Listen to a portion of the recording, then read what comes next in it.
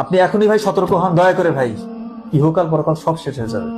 দয়া করে ভাই আল্লাহকে রাজি খুশির জন্য, আল্লাহকে খুশি করার জন্য গোপন গুনাহ ছেড়ে দিয়ে গোপন ইবাদত করেন। আল্লাহ তাআলা আপনার সম্মান যে কতটা বাড়াবে চিন্তা করতে পারবেন না। একটা কথা বলি ভাই, গোপন গুনাহ সম্মান ইজ্জত সব কমিয়ে দেয়। আপনাকে বিভিন্ন জায়গায় অপমানিত হতে হবে, লাঞ্ছিত হতে হবে। যে জায়গায় আপনার অপমানিত হওয়ার কথা না, আপনি সে জায়গায় অপমানিত হবেন। তখন মনে করবে যে কি কারণে এটা হলো, তার পিছনে কারণ হচ্ছে এই যে গোপন গুনাহ। এবং দেখবেন আপনার যে রিজক, বরকত, রহমত আল্লাহ তাআলা দিয়েছে সব উঠাই দেবে।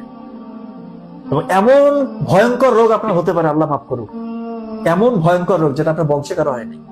নতুন নতুন রোগ আপনাকে ধরবে এই গোপন গুনার কারণে। এবং গোপন ইবাদত আল্লাহকে রাজি খুশির জন্য, এই গোপন গুনাহ ছেড়ে দিয়ে যখন তাহাজ্জুদের সালাতে আপনি দাঁড়ায় যাবেন, সবসময় ভালো ভালো চিন্তা করবেন, অন্যের উপকার করবেন। এবং গোপনে যখন একাকী থাকবেন আল্লাহকে স্মরণ করবেন, আল্লাহ যে কত খুশি হয়ে যাবে।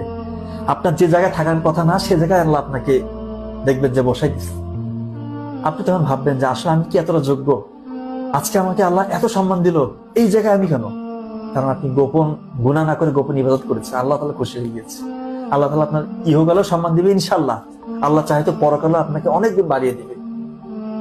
ভাই এই জন্য বলছি, দয়া করে ভাই আল্লাহর হস্তে আমি বলতেছি, এটাতে চূড়ান্ত শান্তি, সত্যিকার অর্থে চূড়ান্ত সাফল্য যেটাই বলি, ইহকালীন কল্যাণ এবং আখিরাত পরকালের যেটা আমাদের আলটিমেট ডেস্টিনেশন জান্নাত, এই চূড়ান্ত কল্যাণ আলটিমেট যে ডেস্টিনেশন, এই শান্তি রয়েছে গোপন ইবাদতে। দয়া করে গোপন গুনাহ ছেড়ে দেন।